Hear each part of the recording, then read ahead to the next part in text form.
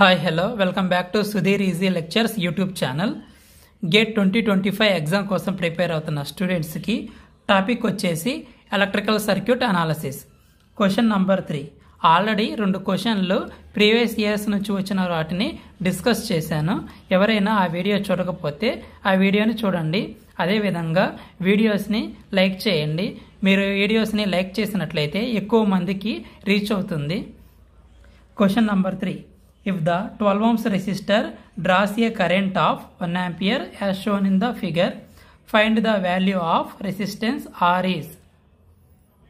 ఈ 12 ohms రెసిస్టర్లో flow అవుతున్నటువంటి కరెంటు 1 ఆంపియర్ అని చెప్తున్నారు.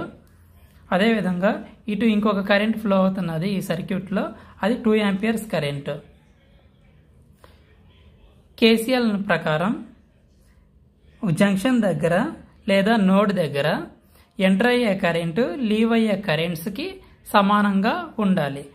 సో 1 ohms రెసిస్టర్ నుంచి ఎంటర్ అవుతున్న కరెంటు 2 ఆంపియర్స్.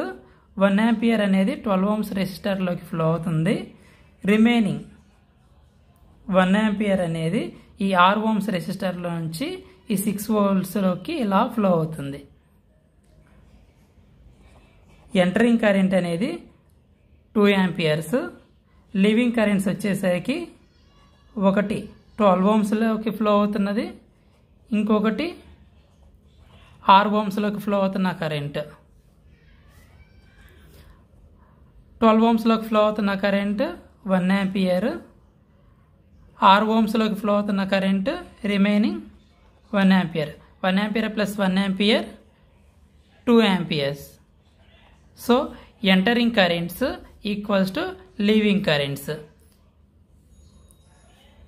మనకి ఇక్కడ ఆర్ వాల్యూ, రెసిస్టెన్స్ వాల్యూని ఫైండ్ అవుట్ చేయమని చెప్తున్నారు. ఈ 12 ohms రెసిస్టర్లోకి ఫ్లో అవుతున్న కరెంట్ ఇలా ఫ్లో అవుతున్నదంటే ఇక్కడ ప్లస్, ఇది మైనస్. సేమ్ ఈ 12 volts ఇప్పుడు కరెంట్ ఇక్కడ వోల్టేజ్ ఎంత డెవలప్ అవుతుందంటే I into R, 1 into 12 volts అనేది ఇక్కడ ఈ నోడ్ వోల్టేజ్ అనేది 12 volts. సో ఇటు ఫ్లో అవుతున్నటువంటి కరెంటు 6 ohmsలోకి ఫ్లో అవుతున్న current 1 ampere.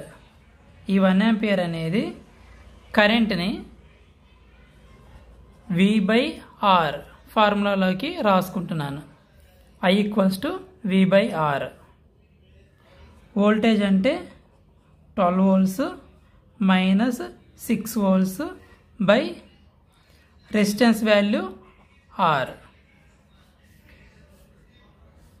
Therefore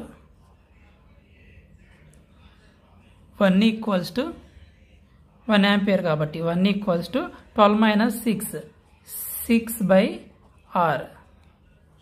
from this R value, resistance R value equals to 6/1, that means 6 ohms. ఈ క్వశ్చన్ని EEE బ్రాంచ్ వాళ్ళకి 2010 ఇయర్లో 1 మార్క్కి ఇచ్చారు. ఈ వీడియో కనుక మీకు నచ్చినట్లయితే లైక్ చేయండి. Thank you for watching my video.